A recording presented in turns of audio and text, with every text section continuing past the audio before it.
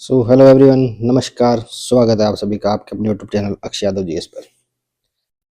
हम पॉलिटी की सीरीज शुरू करने वाले हैं जिसमें हम पूरे लक्ष्मीकांत को कवर करेंगे। ठीक है, ये किसी भी कॉम्पिटिटिव एग्जाम के लिए जिसमें भी पॉलिटी का पार्ट आता है सबके लिए इंपॉर्टेंट है, not just UPSC, PCS, Madhya Pradesh public service commission, Haryana civil services, SSC, railway. मैं इतना डिसेंट नॉलेज आपको दूंगा कि आप हर एग्जाम के क्वेश्चन इससे सॉल्व कर पाएंगे। ठीक है, डेटा प्लस भी जिसमें भी पॉलिटी आती है उस सभी के सवाल आप कर पाएंगे। ठीक है, कॉम्प्रिहेंसिवली कवर करेंगे आप लक्ष्मीकांत को अपन लमसम। ठीक है, चलिए शुरू करते हैं हिस्टोरिकल बैकग्राउंड से। ठीक है, इंडियन कॉन्स्टिट्यूशन के हिस्टोरिकल बैकग्राउंड की बात करेंगे, क्या क्या हुआ था। ठीक है, कैसे कैसे इवोल्व हुआ है इंडियन कॉन्स्टिट्यूशन। ठीक है, ब्रिटिशर्स ने कैसे कैसे अपने देश में रूल किया, कौन कौन से चार्टर्स आए, कौन कौन से एक्ट्स आए। ठीक है, कैसे उन्होंने अपनी पॉलिसीज को एग्जीक्यूट किया, थोड़ा जान लेते हैं, फिर हम पॉलिटिकल डिसीजन करेंगे प्योरली। ठीक है, तो एक बैकग्राउंड जानना बहुत जरूरी है किसी भी टॉपिक को पढ़ने से पहले। ठीक है, तो एक ओवरव्यू दूंगा मैं आपको डिसेंटली।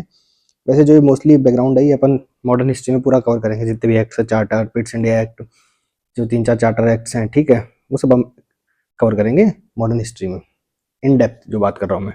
तो आपको आज एक ओवरव्यू दूंगा इन चार्टर्स का या जो एक्ट्स थे। ठीक है, इंडिया के इंडिपेंडेंस से पहले जो जो इंडिपेंडेंस एक्ट था इंडिया का 1947 वाला, उसके बारे में डिस्कशन करेंगे। ठीक है, तो चलिए शुरू करते हैं। सो ब्रिटिशर्स अराइव हुए थे इंडिया में 2 फेजेस में। कौन से 2 फेजेस में? पहला मान लेते हैं, एक तो कंपनी रूल होता है। ठीक है, कंपनी का रूल होगा। कंपनी रूल कब तक होगा?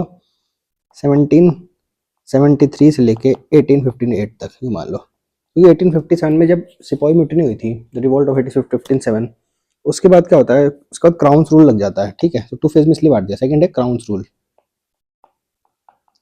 ठीक है, क्राउन रूल कब से लगता है? 1858 से टिल 1947 तक, जब तक हम इंडिपेंडेंस नहीं ले लेते। ठीक है, उसका क्राउन का रूल होता है, उससे पहले कंपनी रूल कर रही होती है इंडिया में। ठीक है, ये बात ध्यान रखना। तो इसमें लिखा है जैसे the roots of Indian constitution lies in the administrative and legislative experiment of the British era. ठीक है, अब हम जानते हैं कि जब ब्रिटिशर्स सबसे पहले कब आए थे इंडिया में? 1608 में। ठीक है, कैसे आए थे? एज ए ट्रेडर्स आए थे, भाई ट्रेडिंग करेंगे इंडिया में, क्योंकि इंडियन इंडियन ट्रेड से बहुत ज़्यादा बेनिफिट होता था यूरोपियंस को। और उन्होंने एक रास्ता ढूंढ लिया था through Cape of Good Hope, जो साउथ अफ्रीका में है, उसके थ्रू इंडियन ओशन में आने का और इंडिया तक पहुंचने का, ताकि वो मिडल ईस्ट को बाईपास कर सके। क्योंकि मिडल ईस्ट सिस्टम बहुत टाइप टैक्सेस जो लेता था, जो मुस्लिम डोमिनेशन मिडल ईस्ट था, वो बहुत सारे टैक्सेस लेता था यूरोपियन से, तो इनको ट्रेड्स में इतना फायदा नहीं होता था। तो उन्होंने एक नया रास्ता ढूंढ लिया था।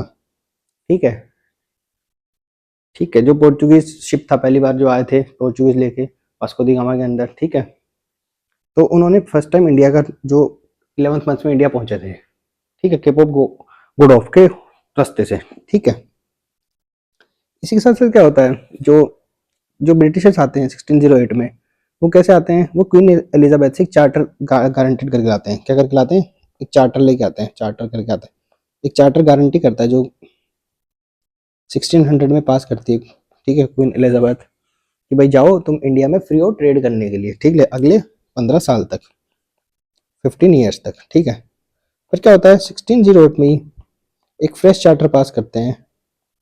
ठीक है, फ्रेश चार्टर पास होता है जिसके लिए अनलिमिटेड टाइम पीरियड्स के लिए जो ईस्ट इंडिया कंपनी है, इनफाइनाइट टाइम पीरियड के लिए उनको ट्रेडिंग के राइट्स दे दिए जाते हैं। ठीक है,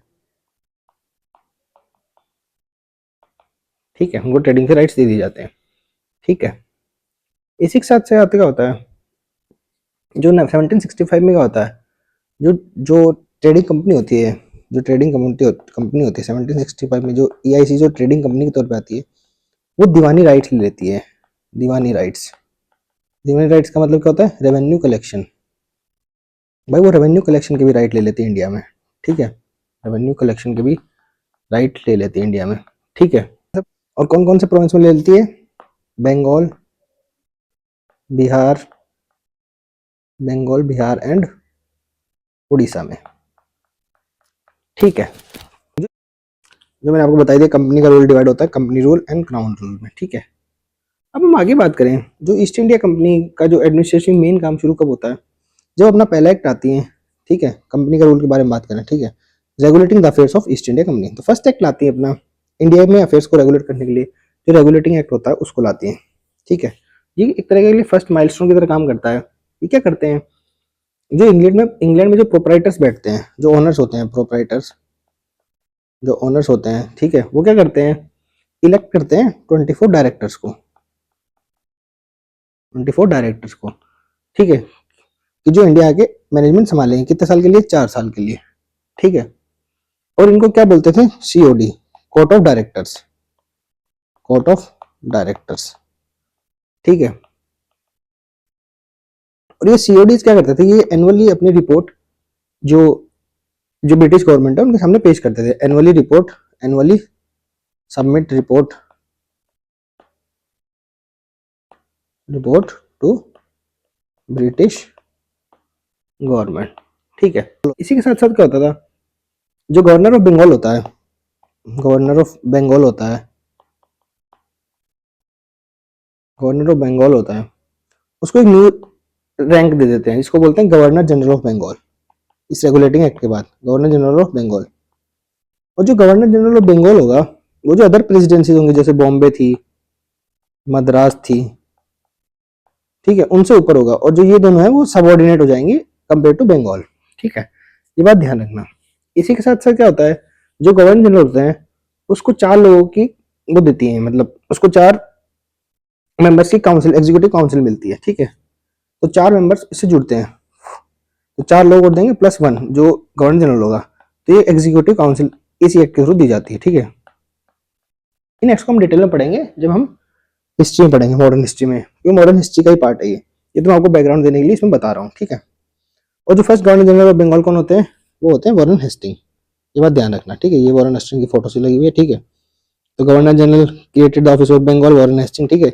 और इसी के साथ क्या होता है, 1774 में रेगुलेटरी एक्ट के बाद क्या होता है, सुप्रीम कोर्ट भी स्टेब्लिश होता है, कहाँ पे होता है, कलकत्ता में, ठीक है।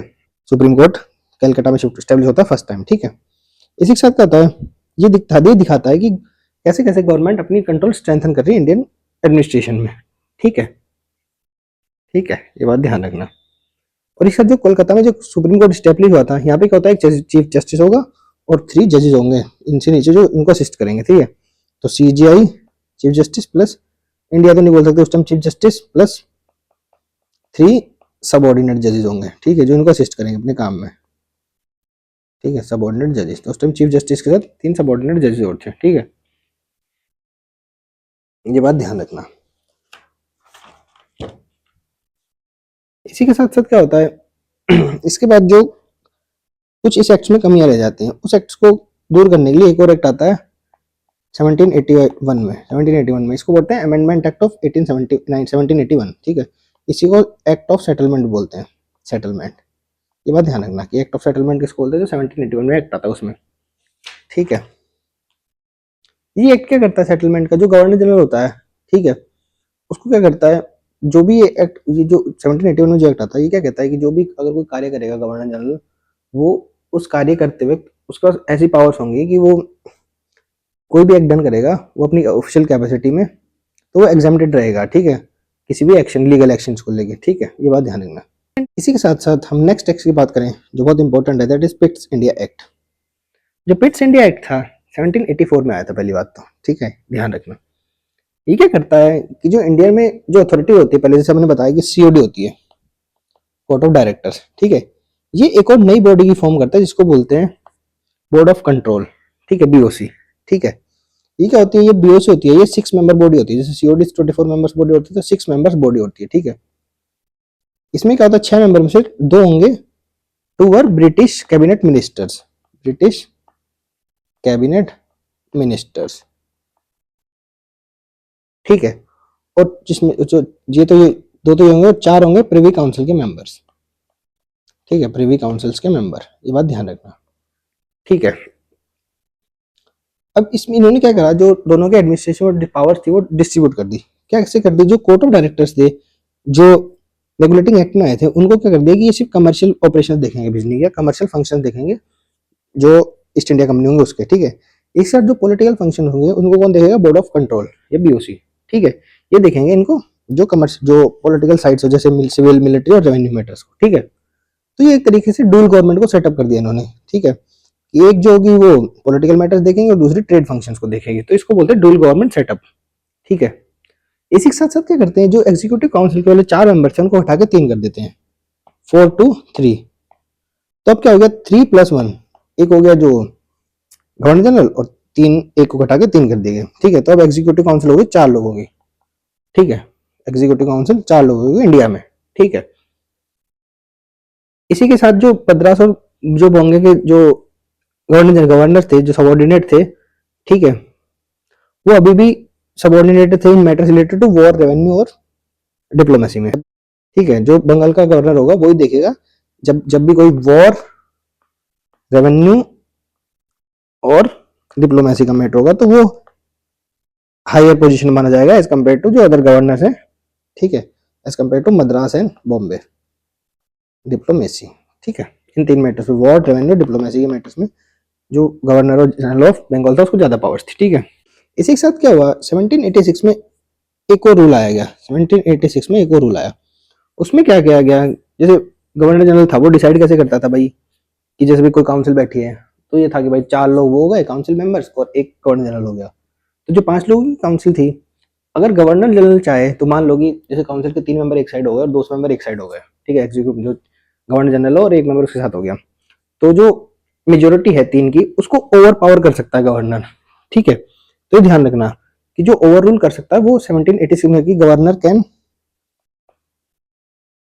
Can over rule his council, over rule his, ये भी एक्ट में डाला गया है कि भाई 1786 में बोला गया गवर्नर ओवर रूल कर सकता है अपनी काउंसिल को अगर उसको मेजोरिटी ना मिले तो, ठीक है।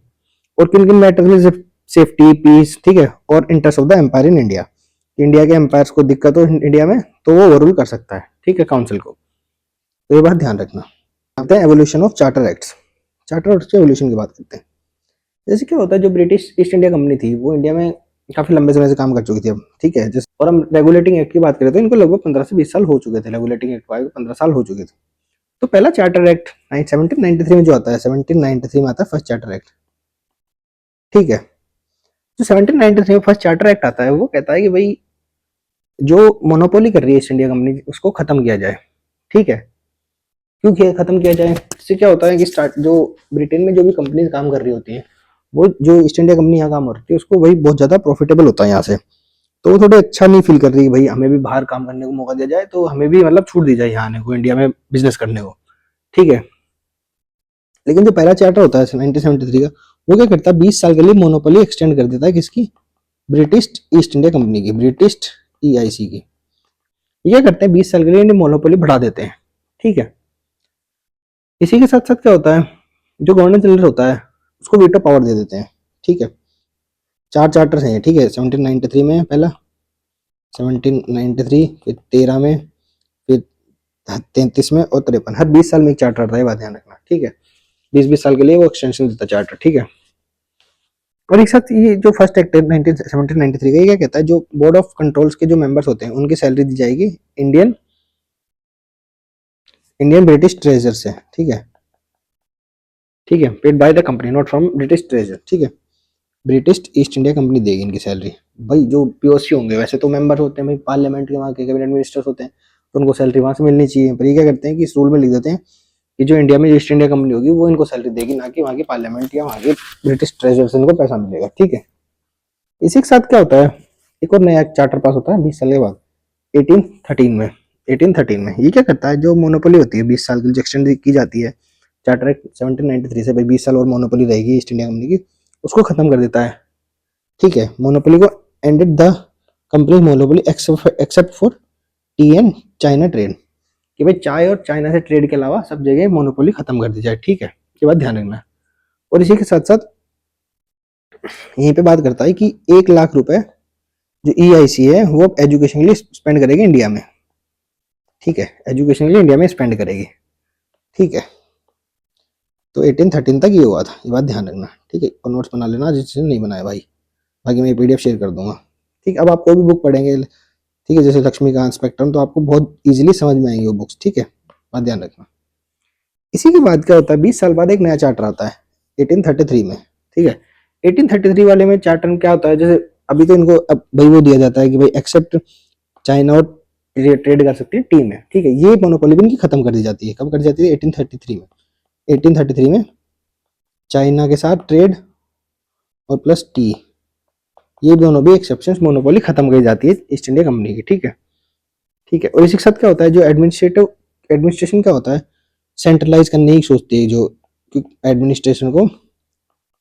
एडमिनिस्ट्रेशन सेंट्रलाइज्ड करने की सोचती है जो ब्रिटिश ईस्ट इंडिया कंपनी होती है वो। तो ये क्या करते हैं, जो गवर्नर जनरल ऑफ बंगाल होता है, गवर्नर जनरल ऑफ बंगाल होता है, उस पोस्ट को हटा के क्या करते हैं, ये गवर्नर जनरल ऑफ इंडिया कर देते हैं अब। ठीक है, गवर्नर जनरल ऑफ इंडिया कर देता। और first governor general of India, ठीक है, कौन होता है, lord William Bentinck. Lord William Bentinck, ये बात ध्यान रखना कि first governor general of Bengal कौन था, लॉर्ड वॉरेन हस्टिंग। ठीक है, और first governor general of India कौन है, विलियम बेंटिक। ठीक है, इसी के साथ साथ क्या, जब सेंट्रलाइज करते हैं तो क्या करते हैं, जो लॉ मेकिंग पावर्स होती हैं, लॉ मेकिंग हर एक प्रोविंस के पास पहले लॉ मेकिंग पावर्स होती हैं। ठीक है, तो ये क्या करते हैं, लॉ मेकिंग पावर्स बॉम्बे और मद्रास की छीन लेते हैं। ठीक है, कि अब सिर्फ लॉ मेकिंग पावर्स रहेंगी जो सेंट्रलाइज एजेंसी होगी उसके पास। ठीक है, ये बात ध्यान रखना। और जो लॉ मेकिंग बॉडी होंगी, ये सिर्फ जो लोअर सबऑर्डिनेट जो प्रेसिडेंसीज होंगी जैसे बंगाल मद्रास, ये सिर्फ उनको सजेस्ट कर सकती हैं लॉ मैटर्स पे। इसी के साथ क्या करते हैं कि भाई ये क्या करते हैं, जो इंडिया की जो एग्जीक्यूटिव काउंसिल थी, जो हमने पढ़ रहे थे कि 4 थे, फिर 3, 4+1 थी पहले, फिर 3+1 हो गई। अब इसको क्या करते हैं, ये क्या कहते हैं कि एक इंडियन लॉ मेंबर को इसमें डाला जाए जो इंडियन लॉज में काफी कॉम्पिटेंट हो। ठीक है, ठीक है, इसको बोलेंगे additional member. Additional member Indian laws में कॉम्पिटेंट होना चाहिए। ठीक है, कि इसको इंडियन लॉज थोड़ा ज्यादा पता होना चाहिए। ठीक है, उसको मतलब इस काउंसिल में डाला जाएगा। ठीक है, इसी के साथ क्या करते हैं, जो 1833 में लॉ कमीशन सेटअप करते हैं, अगर सुना लॉर्ड मैकॉले का नाम आता है। ठीक है, ठीक है, तो वो इन्हीं के टाइम आता है। ठीक है, लॉ कमीशन सेटअप करते हैं। ठीक है, और इस साथ जॉब्स और सर्विस सबके लिए खुल जाती है इंडिया में, जो पहले रिस्ट्रिक्ट रहती है सिर्फ कुछ हायर क्लियरेंस लोगों के लिए। ठीक है, इसी के बाद एक और चार्टर आता है जो 1853 में आता है। ठीक है, ये क्या करता है, जो सिविल सर्विसेज का एग्जाम होता है उसको सबके लिए ओपन कर देते हैं। ठीक है, इसको मैकॉले कमेटी भी बोलते हैं। ठीक है, ये बात ध्यान रखना। इसमें क्या होता है, जो 1850 वाले चार्टर में क्या होता है, इसको बोला mini parliament, separated legislative and executive functions. ठीक है, ये क्या करता है, जो सीओडी की स्ट्रेंथ होती है कोर्ट ऑफ डायरेक्टर्स की, उसको 24 से 18 कर देता है। अब पहले 24 थी, हमने पढ़ी थी। ठीक है, उसको 18 कर देता है। ठीक है, और इस साथ जो बताया मैंने कि इंडियन सिविल सर्विसेज को उस टाइम जो बोला जाता है उसको ओपन कर देते हैं सबके लिए। ठीक है, और जो लॉ मेंबर जो 1833 चार्टर में आया था, ठीक है, उसको फुल मेंबरशिप दे दी जाती है। ठीक है, गवर्नर जनरल एग्जीक्यूटिव काउंसिल में। ठीक है, जो लॉ मेंबर होगा उसको फुल मेंबरशिप दे दी जाएगी। ठीक है, फुल मेंबरशिप दे दी जाएगी in the governor general executive council में। ठीक है, और इस साथ क्या होगा, 6 नए एडिशनल मेंबर्स भी डाले जाएंगे। ठीक है, 6 एडिशनल मेंबर्स वो क्या करेंगे, एडवाइस करेंगे। ठीक है, to executive council. Executive council, और ये 6 कैसे होंगे भाई, 2 तो होंगे जज ऑफ सुप्रीम कोर्ट, और 4 क्या होंगे, आईसीएस इंडियन सिविल सर्विसेज के लोग। ठीक है, 2 सुप्रीम कोर्ट के जजेस होंगे और 4 आईसीएस ऑफिसर होंगे। तो अब जो गवर्नर जनरल की वापिस जो पैनल बन गई, 4+1 प्लस ये 6 लोग और आ गए। ठीक है, ठीक है, ये बात ध्यान रखना। ये जो एक मेंबर है वो है जनरल जो लॉ मेंबर को परमानेंट कर दिया। ठीक है, लॉ मेंबर को परमानेंट कर दिया। ठीक है, और 4 एग्जीक्यूटिव काउंसिल पहले थी, अभी 5 की एग्जीक्यूटिव काउंसिल हो गई और 6 लोग और ऐड कर दिए। ठीक है, इसी के साथ साथ इस एक्ट पर लोकल रिप्रेजेंटेशन को भी नॉमिनेटेड किया जाने लगा था। ठीक है, ये बात ध्यान रखना।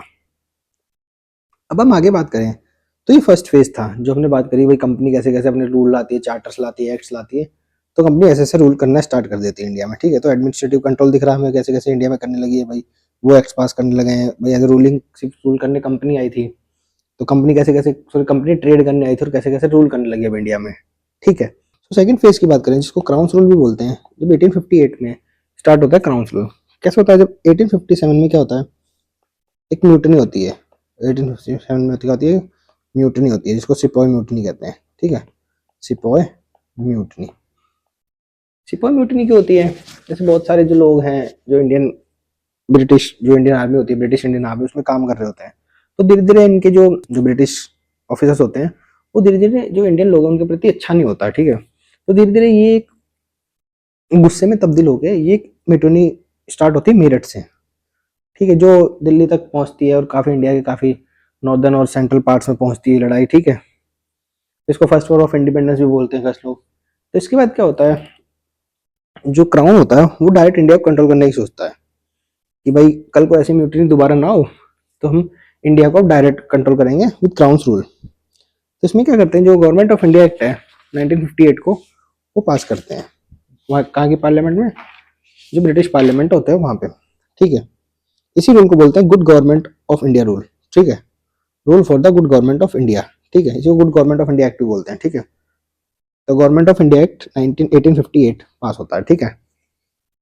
फॉलोइंग द 1856 रेबेलियन जिसकी मैंने बात की, east India company was abolished, ठीक है, ईस्ट इंडिया कंपनी को अबोलिश कर दिया गया और काउंस रूल स्टार्ट हो गया, ठीक है, ये बात ध्यान रखना।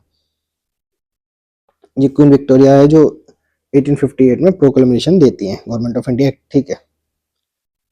तो इसी के साथ इस एक्ट में क्या होता है, जो गवर्नर जनरल ऑफ इंडिया बनाया जाता है 1833 चार्टर में, 1833 चार्टर में जो फर्स्ट गवर्नर जनरल जो मैंने बताया आपको लॉर्ड विलियम बेंटिक होते हैं, उनकी जगह जो गवर्नर जनरल की पोस्ट होती है ऑफ इंडिया को हटा के ये क्या करते हैं, एक वॉइस रॉय की पोस्ट डाल देते हैं।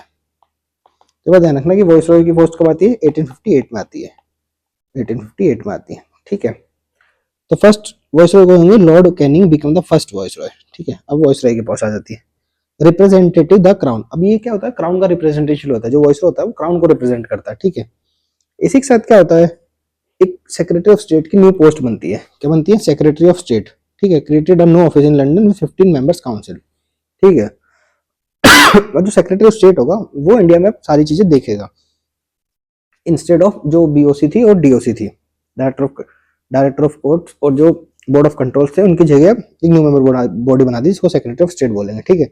और ये डायरेक्ट रूल करेंगे, ठीक है, power transfer from EIC to British crown, ये बात ध्यान रखना, ठीक है। तो यही सब होता है, ठीक है। इसके बीच में भी डिफरेंट एक्ट्स आते हैं, जैसे इंडियन काउंसिल एक्ट ऑफ 1861, ठीक है, 92 में भी एक आता है इंडियन काउंसिल एक्ट, 1909 में भी आता है, ठीक है, उसी को मोरले मिंटो रिफॉर्म्स भी बोलते हैं। 1919 में आता है एक एक्ट जिसको बोलते हैं मोंटागो क्लेम्सफोर्ड रिफॉर्म, ठीक है, ठीक है, जिसमें एक मिंटो तो वॉइस रॉय होंगे और मोरले होंगे जो सेक्रेटरी होंगे, ठीक है, ये बात ध्यान रखना, ठीक है, सेक्रेटरी ऑफ स्टेट होंगे, ठीक है। तो 1861 में एक चार्टर जो एक्ट आता है इंडियन काउंसिल एक्ट का, ये जैसे बात करता है एसोसिएशन ऑफ इंडियंस को धीरे धीरे वो लेना शुरू करते हैं लॉ मेकिंग में, कि portfolio system recognise, first time portfolio system की बात है 1860 में, डिसेंट्रलाइजेशन बिगन, कि जो स्टेट्स होती है नीचे जैसे मद्रास और बंगाल की पहले लॉ मेकिंग पावर छीन ली गई थी, उनको देना शुरू कर देते हैं, ठीक है। इसी बाद 1892 में एक एक्ट आता है, ठीक है, इसमें क्या होता है, in function of legislative council allowed discussion of budgets and questioning executive. तो ये क्या कहता है, बजट्स का डिस्कशन अलाउ करते हैं। इससे पहले क्या होता है, बजट्स का डिस्कशन भी लोअर प्रेसिडेंसी में अलाउ नहीं होता है, जैसे मद्रास, बंगाल, बॉम्बे, इनमें क्या होता है, जो एग्जीक्यूटिव काउंसिल होते हैं सिर्फ वही डिसाइड करेगी, वही डिस्कस करेगी और वही अपने आप एग्जीक्यूट करेगी। जो लोअर जो प्रेसिडेंसीज थी उनके पास ये पावर भी नहीं थी कि वो इनको डिस्कस कर सके, ठीक है। तो 1892 जो एक्ट आया था काउंसिल एक्ट, उसमें ये पावर भी मिलती है इनको। इसी के साथ जो मोरले मिंटो रिफॉर्म्स आते हैं 1909 में, ठीक है, इसको बताऊंगा कि सूरत स्प्लिट पर क्यों बनाना पड़ता है। सूरत स्प्लिट होता है 1706 में, ठीक है, 1707 में, जो मॉडरेट्स और सेपरेटिस्ट कैसे कैसे अलग हो जाते हैं, एक्सट्रीमिस्ट जो कांग्रेस की फॉर्मेशन के बाद, ये सब हिस्ट्री का पार्ट है। तो इसको अभी मैं आपको एक ओवरव्यू दे रहा हूँ, ठीक है, अपन पॉलिटी पढ़ रहे हैं इसलिए, ठीक है। तो मोरले मिंटो रिफॉर्म क्या करता है, ये सेपरेट इलेक्ट्रोड्स को इंट्रोड्यूस करता है for Muslim and legalised communalism. ये क्या करता है कि भाई, ये क्या कहता है कि जो मुस्लिम वोटर्स हैं वो मुस्लिम्स को वोट देंगे, ठीक है, ठीक है। तो ये क्या करता है, एक तरह से लीगलाइज कर लेता है कम्युनलिज्म। और इसी एक्ट में 1907 में इसमें क्या होता है, जो सत्येंद्र नाथ प्रसाद होता है, सत्येंद्र प्रसाद होता है जिनका नाम सत्येंद्र प्रसाद, ठीक है, सत्येंद्र प्रसाद सिन्हा, ठीक है, सत्येंद्र प्रसाद सिन्हा क्या करते हैं, first Indian to join viceroy executive council as a law member, ठीक है, बहुत ध्यान रखना। इसी के बाद एक और नया एक्ट आता है जिसको बोलते हैं गवर्नमेंट ऑफ इंडिया 1919, ठीक है। इस टाइम गांधी की भी एंट्री होती है इंडियन फ्रीडम स्ट्रगल में, ये बात ध्यान रखना। गांधी आ जाते हैं 1913 में इंडिया, 1915 में इंडिया साउथ अफ्रीका से अपनी पढ़ाई वढ़ाई करके, ठीक है, ठीक है। इससे पहले वो चंपारण को एग्जीक्यूट करवा चुके होते हैं इंडिया में, ठीक है, खेड़ा सत्याग्रह को करवा चुके होते हैं, ठीक है। तो गवर्नमेंट ऑफ इंडिया एक्ट आता है 1919 में, ठीक है। इस एक्ट में क्या होता है, जो ब्रिटिशर्स होते हैं वो धीरे धीरे क्या बोलते हैं कि हम ग्रेजुअली इंडियन गवर्नमेंट में रिस्पॉन्सिबली काम करना शुरू करेंगे, ठीक है। तो gradual introduction of responsible government of India, ये क्या करते हैं, तो इसी के साथ क्या होता है, डायरकी इंट्रोड्यूस होती है कहाँ पे, प्रोविंस में। प्रोविंस में डायरकी इंट्रोड्यूस होने का मतलब है कि वहाँ पे सब्जेक्ट्स को दो लिस्ट में डिवाइड किया जाएगा, transferred list and reserve list. तो ट्रांसफर्ड लिस्ट वो होगी जिसपे कोई भी लोकल जो गवर्नमेंट होगी वो लॉ बना सकती है, लेकिन जो रिजर्व सब्जेक्ट्स होंगे जैसे वॉर, पीस या फिर कोई डिप्लोमेटिक एक्शन होगा, ठीक है, रेवेन्यू से कोई चीज़ होगी, उस पे वो जो डिसीजन अभी भी रिजर्व रहेंगे किसके लिए, जो गवर्नर एग्जीक्यूटिव काउंसिल होगी उसके लिए, ठीक है। इसी के साथ बाइकैमरलिज्म भी इंट्रोड्यूस हो गया था, ठीक है, upper house and lower house at the centre इस एक्ट के बाद, ठीक है। ऐसी पब्लिक सर्विस भी इंट्रोड्यूस हो गई थी, एस्टेब्लिशमेंट ऑफ सेंट्रल पीएससी, ठीक है। तो ये था मोंटेगो क्लेम्सफोर्ड रिफॉर्म्स में, और भी बहुत कुछ था, वो हम हिस्ट्री में डिस्कस करेंगे, ठीक है। तो ये बात ध्यान रखना आपकी डायरकी इंट्रोड्यूस हुई थी एट प्रोविंस पे, जो मोस्ट इंपॉर्टेंट है, और इसको अबोलिश किया था 1935 एक्ट में, ठीक है। ये बात भी ध्यान रखना, ठीक है, क्योंकि 1935 एक्ट में डायरकी इंट्रोड्यूस हो जाएगी प्रोविंस की जगह सेंट्रल लेवल पे, ठीक है। इसी के साथ साथ इसी के बाद क्या होता है, गवर्नमेंट ऑफ इंडिया एक्ट आता है 1935 में, ठीक है। इस एक्ट में क्या कहता है कि ये कहते हैं कि ऑल इंडिया फेडरेशन आएगी, ठीक है, proposed union of province and princely states, ठीक है, कि भाई जो प्रिंसली स्टेट होते हैं और प्रोविंस मिलके एक फेडरेशन बनाएंगे, पर ये फेडरेशन में भी एग्जीक्यूशन में आई नहीं, ठीक है, क्योंकि जो प्रोविंस थे वो कभी साथ आए नहीं एक साथ, तो ये कभी बन ही नहीं पाया, ठीक है। तो ये बात ध्यान रखना, इस एक्ट में लिखा था कि हम फेडरेशन बनाएंगे, ठीक है, प्रोविंस को ऑटोनॉमी देंगे, ठीक है। जो डायरकी आई थी 1909 में, ठीक है, सॉरी 1919 में मोंटेगो क्लेम्सफोर्ड रिफॉर्म्स में जो एबोलिश डायरकी आई थी कि भाई रिजर्व सब्जेक्ट और जो रिजर्व सब्जेक्ट्स होंगे और ट्रांसफर सब्जेक्ट्स होंगे उसको खत्म कर दिया था, ठीक है। अब क्या बोले, हम एक इंट्रोड्यूस करेंगे रिस्पॉन्सिबल गवर्नमेंट, ठीक है। और इन्होंने क्या किया, डायरकी को इम्प्लीमेंट किया, एग्जीक्यूट किया सेंट्रल लेवल में। जो स्टार्टिंग में जो डायरकी आई थी वो प्रोविंस में थी, भाई जो गवर्नर होगा वो किन किन मैटर्स पे एग्जीक्यूटिव काउंसिल पे काम करेगा और किन किन पे नहीं करेगा, ठीक है। तो reserve and transfer subjects were move to the central list, ठीक है, सेंट्रल लेवल। अब जो फेडरेशन होगी स्टार्ट, जो सेंट्रल लेवल पे जो गवर्नमेंट होगी वो बात करेगी, ठीक है, ना कि स्टेट में। पहले स्टेट में डायरेक्ट इंट्रोड्यूस हुई थी। इसी के साथ इंस्टीट्यूशन कौन से एस्टेब्लिश होते हैं, इस टाइम आरबीआई को एस्टेब्लिश किया जाता है, फेडरल कोर्ट को एस्टेब्लिश किया जाता है, ठीक है। ये हाईएस्ट कोर्ट होता है उस टाइम पे, सुप्रीम कोर्ट से भी ऊपर, highest court of appeal, highest court जो फेडरल कोर्ट होता है वो, ठीक है। इसी बात क्या होता है, इंडिपेंडेंस और कंक्लूजन की बात करें तो 1947 में क्या होता है, इंडिपेंडेंस एक्ट आता है 1947, ठीक है। British rule ended and partition of Indian Pakistan, ठीक है। और इंडिया अडॉप्ट करता है अपना कॉन्स्टिट्यूशन, ठीक है, कब करता है, 1949 में, ठीक है। Assembly adopted the draft of the constitution, ठीक है। और 1950 में एनफोर्समेंट हो रहा था अपने कॉन्स्टिट्यूशन का, ठीक है, सॉवरेन डेमोक्रेटिक रिपब्लिक का। तो इसमें क्या बात कर रहे हैं, journey from trading company of the world largest democracy involved centuries of legislative evolution. Each British act served as a precursor to the values of the modern polity. ठीक है, जो पहले जितने भी एक्ट आए थे ब्रिटिशर्स के, उनसे कैसे हमने मॉडर्न पॉलिटी को डेवलप किया है, ये सब इसमें बताया गया है, ठीक है। अब इसमें डिफरेंट पोर्टफोलियोज भी हैं, आप पढ़ सकते हैं, सीधा आप लक्ष्मीकांत या कुछ भी बुक पढ़ेंगे तो उसमें आपको दिख जाएगा कि पहले जो राष्ट्रपति, जो पहले प्रधानमंत्री थे भारत के कौन थे, ठीक है, पहले राष्ट्रपति कौन थे, डॉक्टर राजेंद्र प्रसाद थे, जैसे ऐसे, ठीक है। जो पहली कैबिनेट थी, जैसे इंटरिम गवर्नमेंट बनती है 1946 में, वो मैं आपको धीरे धीरे पढ़ाऊंगा, ठीक है। तो यही सब था आज के लेक्चर में। किसी भाई को डाउट हो तो मुझसे कमेंट बॉक्स में पूछ सकता है। तो इस चैनल से जुड़े, इसको सब्सक्राइब करें, लाइक करें, शेयर करें, ठीक है। जितने मेरे भाई किसी भी कॉम्पिटिटिव एग्जाम की तैयारी कर रहे हैं इस चैनल से जुड़े। Thank you very much. जय हिंद।